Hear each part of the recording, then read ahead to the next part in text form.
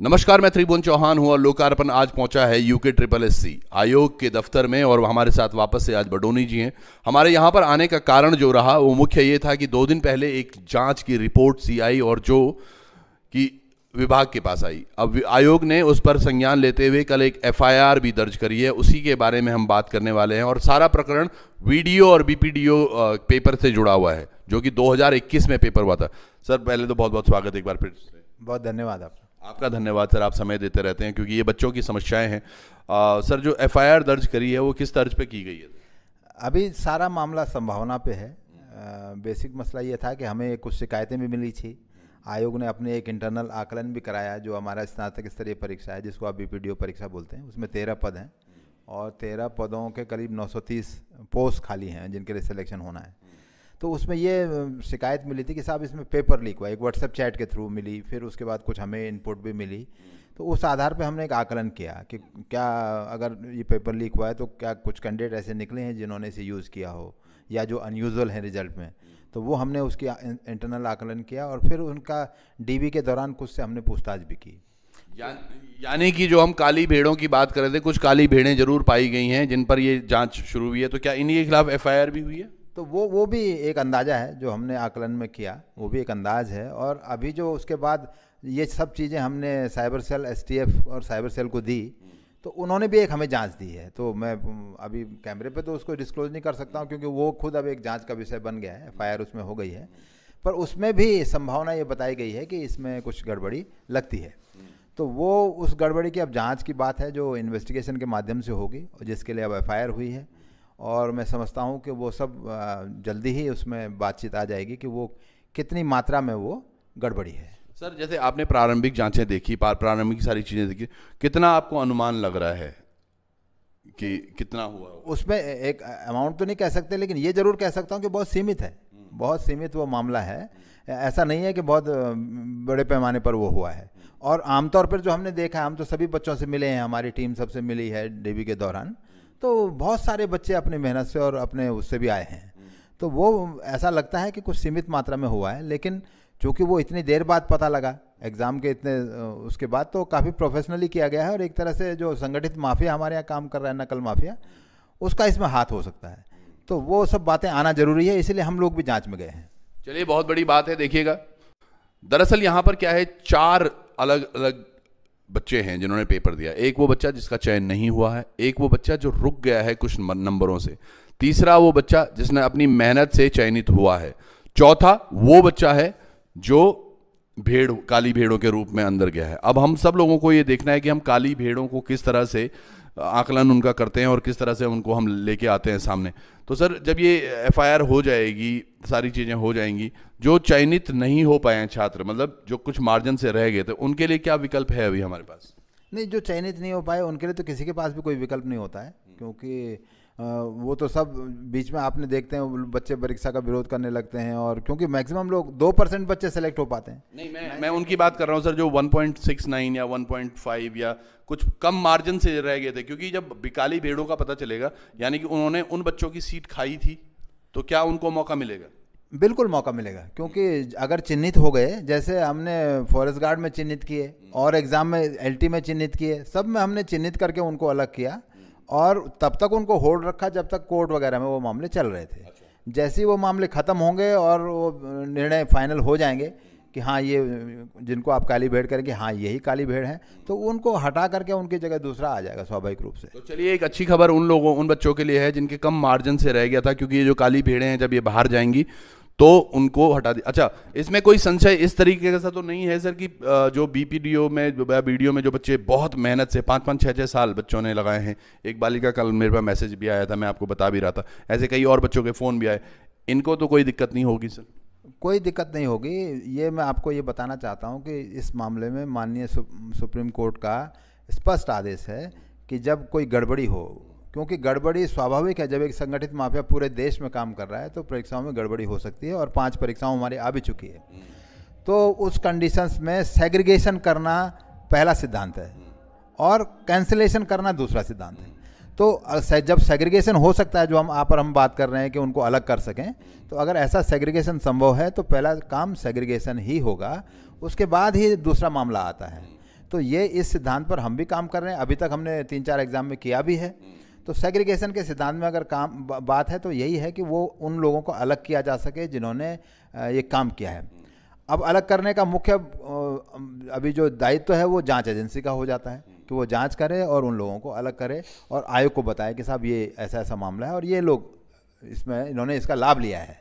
तो मतलब आयोग आज पूरी तरह से ये बात करता है कि जो भी बच्चे सेलेक्ट हुए हैं, जो बच्चे सेलेक्ट नहीं हो पाए हैं या फिर जो सेलेक्ट हो गए हैं, सॉरी, जो बच्चे सेलेक्ट हो गए हैं जिन्होंने अपनी मेहनत से, उनको कोई आंच नहीं आएगी, उनका डीवी हो चुका है और फलस्वरूप उनको ज्वाइनिंग भी दी जाएगी।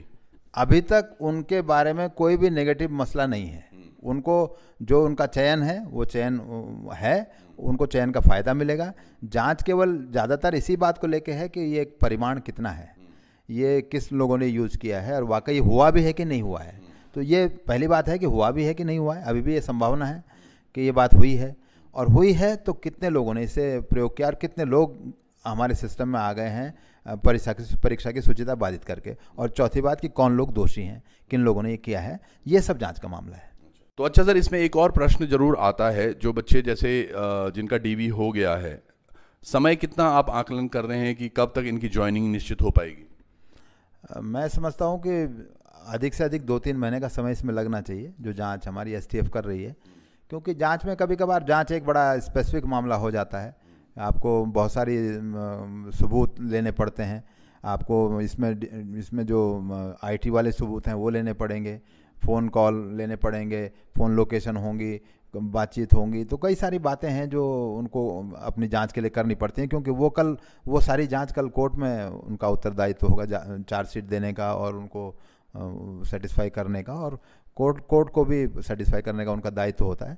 तो मुझे लगता है उनको कुछ समय लगेगा, लेकिन मेरा अंदाज ये है कि 2-3 महीने में इसमें हमें कुछ रिपोर्ट मिल जानी चाहिए। अच्छा सर, एसटीएफ की जो प्रारंभिक जांच थी, इसमें लोकेशन को बड़ा केंद्र बिंदु माना है उन्होंने कि कुछ बच्चों की लोकेशन एकदम से अलग अलग जगह से देहरादून आ गई या हरिद्वार आ गई या फिर उधम सिंह नगर में कुछ ब्रांचेस पे, तो इस तरह से हुआ है कुछ?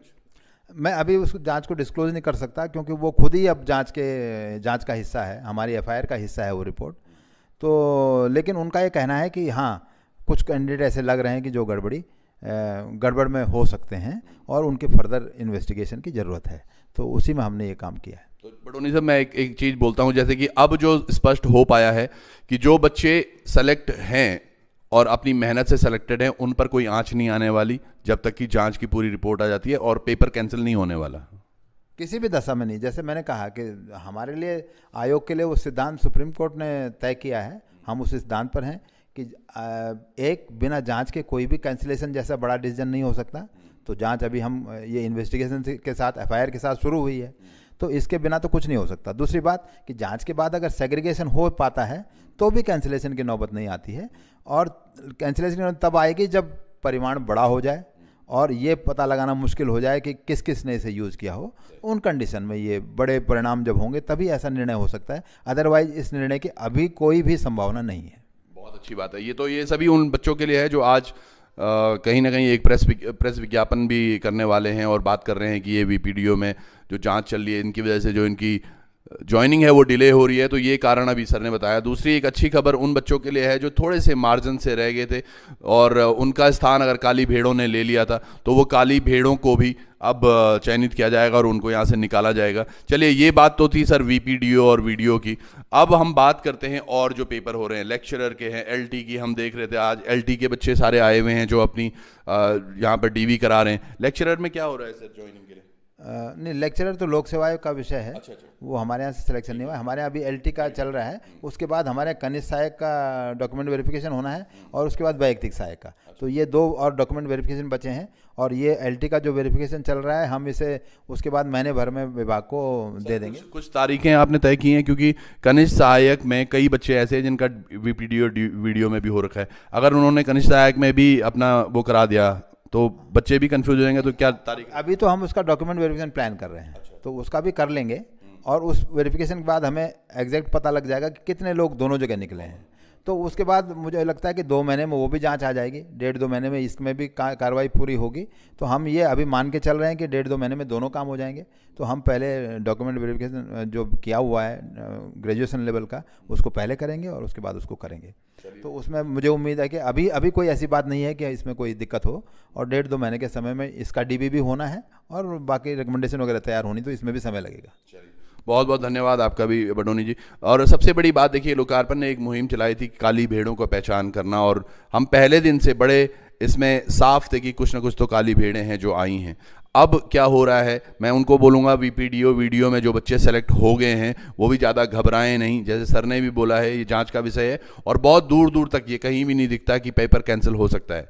तो आप सब लोग भी इत्मीनान रखिए, अपना ध्यान रखिएगा, सुरक्षित भी रहें। और बहुत बहुत धन्यवाद सर आपके समय के लिए। बहुत धन्यवाद सबका। एक खास मैसेज जो बच्चों को आप देना चाहते हैं? मैसेज यही है कि ये जो अभी मामला आया है ये बेसिकली एक माफिया का मसला है।